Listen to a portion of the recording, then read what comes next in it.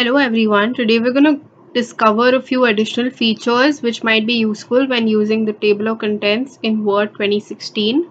This video is a continuation of the previous video. In the previous video we learned how to make use of the basic styles in the Home tab, how to insert the table and update the table of contents as well.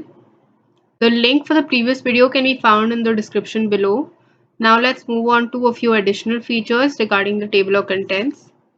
For selecting the table of contents, we can just select the entire table by scrolling over it, or we can just click on these three dots that appear on the corner and the entire table gets selected.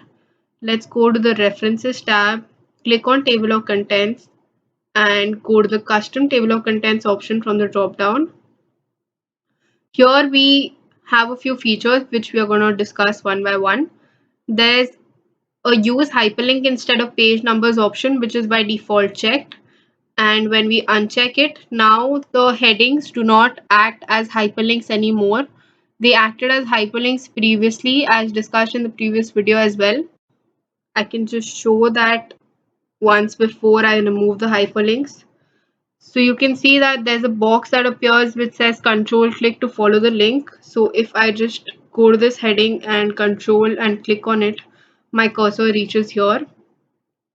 If I remove the option of hyperlinks, it will no longer act as a hyperlink. Let's go back to where we were. So I've removed the hyperlink option, and there are a few options regarding the page numbers as well. I can show the page numbers or remove them, not right align them, or I can format the tab leader, which are the dots that lead up to the page number. I can use a different set of dots or none at all. In the general section, we have a few formats which we can play with. There's a classic format which we can see the preview for, a distinctive format, a fancy format, and a lot other formats which you can see in the list, modern, formal, and simple as well. We're going to go ahead with the fancy format and remove the page numbers and click on OK. The dialog box appears which asks me if I want to replace the table of contents, and I'm going to click on yes. You can see that the formatting has changed according to the fancy format, but the default font style and font size has come again, which I can just select the contents and alter as required.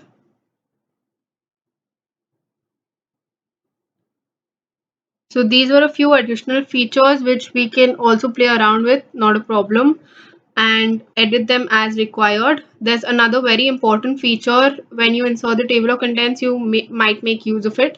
Since we, as you can see, can click on the headings and they do not act as hyperlinks anymore, we can go to the view option and from here click on navigation pane, which has the headings as an option. Now we can just have the table of contents as a reference, but we no longer need to click on it. We can just click on chapter 1 from here and my cursor moves to the start of the chapter, or I can click on subpart 1 moral suasion here and my cursor appears to the start of the subpart. This is pretty useful. We can also see that the pages, we can distinctively see the pages in the navigation pane as well. But the headings feature is the most useful because once you use these styles, even if you don't have a table of contents, you can still navigate through your document very easily. And you don't even need to press Control this time. You can just simply click on the document. Sorry, click on the heading and you are navigated to that subpart. That's all for the additional features in table of contents. Please comment on any other videos you would like to see on any other features regarding the Word, Excel, or anything else that you find preferable. That's all for right now. Thank you so much for watching.